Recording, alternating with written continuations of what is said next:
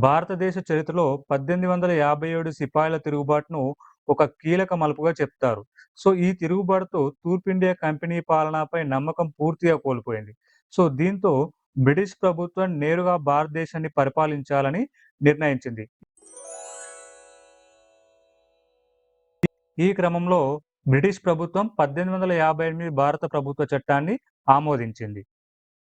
ఈ చట్టం యొక్క ముఖ్య లక్షణాలు మనం గమనించినట్లయితే ఫస్ట్ వన్ భారతదేశాన్ని రాణి పేరుతో పరిపాలించాలన్న నిబంధన.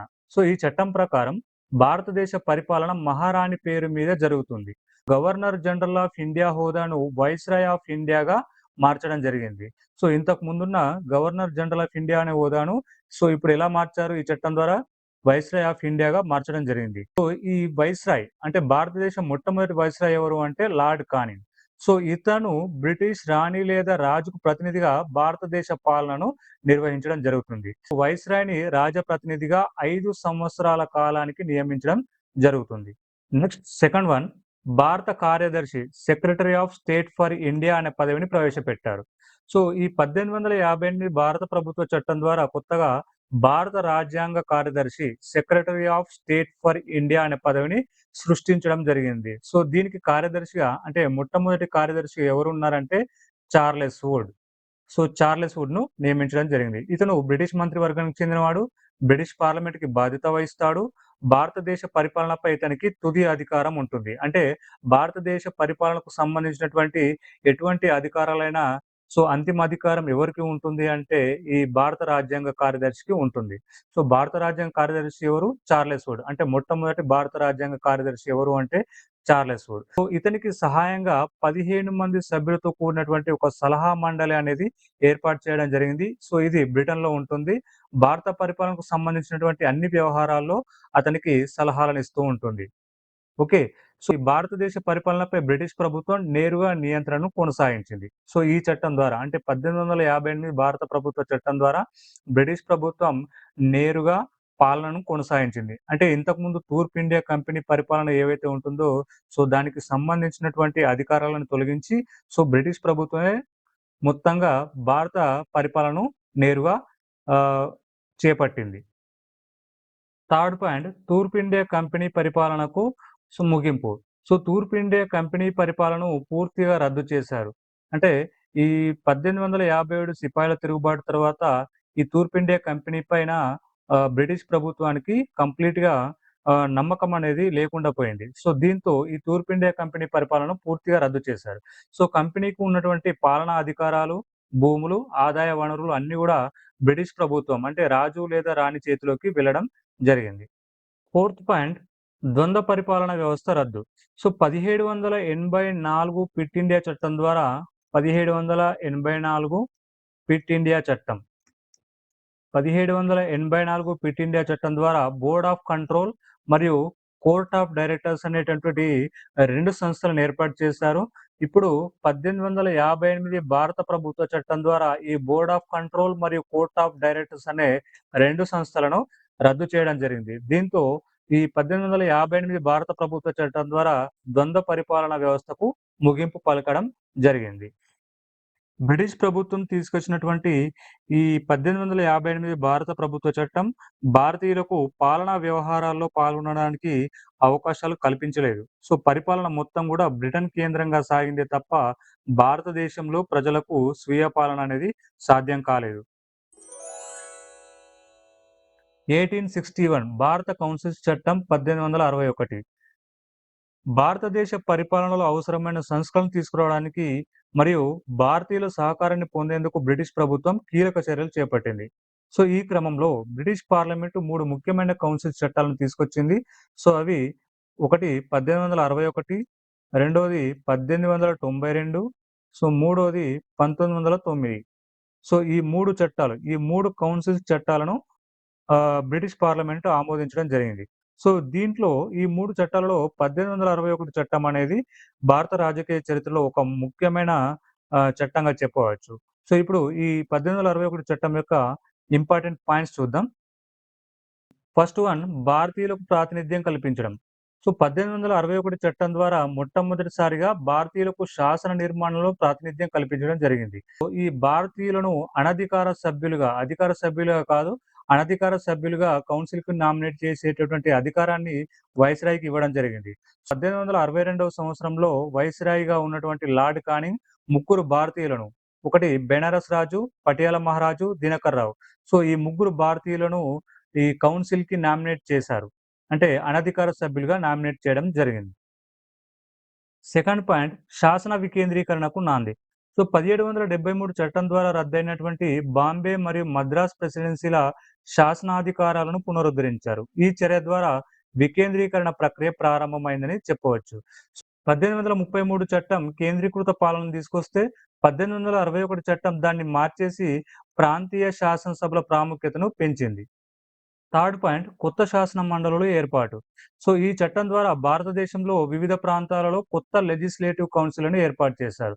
సో 1862లో బెంగాల్‌లో, 1886లో నార్త్ వెస్టర్న్ ప్రావిన్స్‌లో, 1897లో పంజాబ్‌లో, అలాగే ఈశాన్య సరిహద్దు ప్రావిన్సుల్లో కూడా శాసన మండలులను ఏర్పాటు చేయడం జరిగింది. ఫోర్త్ పాయింట్, పరిపాలనా పద్ధతుల అభివృద్ధి. Portfolio system. So portfolio system అంటే మంత్రిత్వ శాఖల కేటాయింపు. మంత్రిత్వ శాఖల కేటాయింపు. మంత్రిత్వ శాఖల కేటాయింపు. సో ఈ పోర్ట్‌ఫోలియో సిస్టమ్‌ని 1859 సంవత్సరంలో లార్డ్ కానింగ్ తీసుకొచ్చాడు. సో దీనికి 1861 చట్టం అనేది గుర్తింపునివ్వడం జరిగింది. దీని ప్రకారం వైస్‌రాయ్ కౌన్సిల్‌లోని సభ్యులు ఒక్కో శాఖకు ఇన్‌చార్జ్‌గా ఉండి ఆ శాఖల పరిపాలనను నిర్వహించడం జరుగుతుంది. ఫిఫ్త్ పాయింట్, ఆర్డినెన్స్‌ల జారీ అధికారం. అత్యవసర పరిస్థితుల్లో శాసన మండలి అంటే లెజిస్లేటివ్ కౌన్సిల్ అనుమతి లేకుండా వైస్‌రాయ్‌కి ఆర్డినెన్స్‌లను జారీ చేసే అధికారాన్ని ఇచ్చారు. సో ఈ ఆర్డినెన్స్‌ల కాల పరిమితి ఎంత? 6 నెలలు. సో ఎంత? 6 నెలలు ఈ ఆర్డినెన్స్‌ల కాల పరిమితి. సో అత్యవసర పరిస్థితుల్లో ఆర్డినెన్స్‌లను జారీ చేసే అధికారాన్ని ఎవరికిచ్చారంటే వైస్‌రాయ్‌కి ఇవ్వడం జరిగింది. సిక్స్త్ పాయింట్, బడ్జెట్ పద్ధతికి ఆధారం. 1860వ సంవత్సరంలో బడ్జెట్ విధానాన్ని ప్రవేశపెట్టడం జరిగింది. దాని తర్వాత ఈ విధానం ఆర్థిక పరిపాలనా పద్ధతులకు ప్రాథమికంగా దారితీసిందని చెప్పవచ్చు. నెక్స్ట్ 1892 భారత కౌన్సిల్స్ చట్టం 1892. భారత పాలన చరిత్రలో ఎంతో కీలకమైన ఘట్టం అదే భారత కౌన్సిల్స్ చట్టం 1892. సో ఈ చట్టం బ్రిటిష్ పాలనలో ఉన్న లోపాలను కొంత మేర మెరుగుపరచడానికి, సో ముఖ్యంగా ఈ భారతీయుల అభ్యుదయ ఆవశ్యకతలను స్పందనగా తీసుకురావడం జరిగింది. సో ఇదే సమయంలో 1885వ సంవత్సరంలో భారత జాతీయ కాంగ్రెస్ ఏర్పడింది. సో 1885వ సంవత్సరంలో భారత జాతీయ కాంగ్రెస్ 1885వ సంవత్సరంలో భారత జాతీయ కాంగ్రెస్ అనేది ఏర్పడింది. విద్యావంతులైన భారతీయులు బ్రిటిష్ పాలనపై ప్రశ్నలు వేయడం, సో లోపాలను ప్రస్తావించడం ప్రారంభించడం జరిగింది. దీంతో ఈ బ్రిటిష్ ప్రభుత్వం ఈ 1892 చట్టం ద్వారా కొన్ని సంస్కరణలు తీసుకొచ్చారు. సో అవేంటో ఇప్పుడు చూద్దాం. ఫస్ట్ వన్, అనధికార సభ్యుల సంఖ్య పెంపు.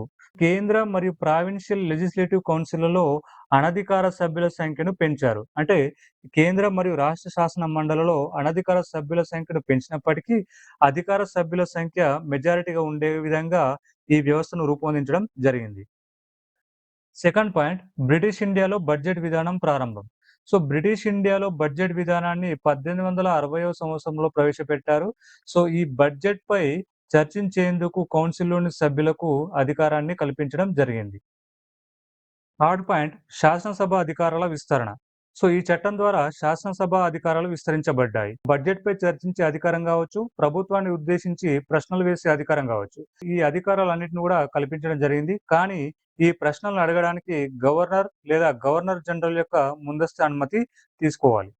ఫోర్త్ పాయింట్, నామినేషన్ల విధానం. కేంద్ర శాసన మండలిలో కొన్ని అనధికార సీట్లు బెంగాల్ ఛాంబర్ ఆఫ్ కామర్స్ మరియు ప్రావిన్షియల్ లెజిస్లేటివ్ కౌన్సిల్ సిఫారసుల మేరకు వైస్రాయ్ నామినేట్ చేయడం జరుగుతుంది.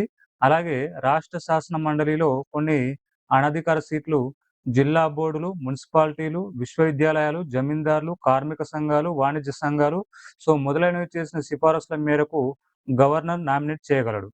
సో ఇక్కడ కేంద్ర శాసన మండలిలో అనధికార సీట్లనైతే వైస్‌రాయ్ నామినేట్ చేస్తాడు. అలాగే రాష్ట్ర శాసన మండలిలో అయితే ఈ అనధికార సీట్లను గవర్నర్ నామినేట్ చేస్తాడు. ఓకే. సో, ఎన్నిక అనే పదం వాడకుండా నామినేషన్ అనే పదాన్ని మాత్రమే ఉపయోగించారు. ఇది పరిమితమైన, పరోక్షమైన ప్రజా ప్రాతినిధ్యానికి దారితీసిందని చెప్పవచ్చు. ఫిఫ్త్ పాయింట్, శాసన మండలికి ఎంపికైన భారతీయ ప్రముఖులు ఎవరు అంటే గోపాలకృష్ణ గోఖలే, ఫిరోజ్ షా మెహతా, సురేంద్రనాథ్ బెనర్జీ, రాస్ బిహారీ ఘోష్. సో, ఈ నలుగురు కూడా శాసన మండలికి ఎంపిక కావడం జరిగింది. సో, వీరంతా ఈ శాసన మండలిలో ప్రజా ప్రయోజనాలపై చర్చలు జరిపే అంశంలో కీలక పాత్ర పోషించడం జరిగింది. ఈ చట్టం అంటే 1892 కౌన్సిల్ చట్టం భారతీయులకు అసలైన అధికారాన్ని ఇవ్వలేదు. అయితే ఈ శాసన మండలికి ఎంపికైనటువంటి భారతీయ ప్రముఖులు ఎవరైతే ఉన్నారో, సో, వాళ్ళందరూ గూడా మాట్లాడొచ్చు. కానీ నిర్ణయాలు తీసుకునేటటువంటి అధికారాన్ని మాత్రం ఈ చట్టం ఇవ్వలేదు. అందుకే చాలా మంది భారతీయులు ఈ చట్టాన్ని విమర్శించడం జరిగింది.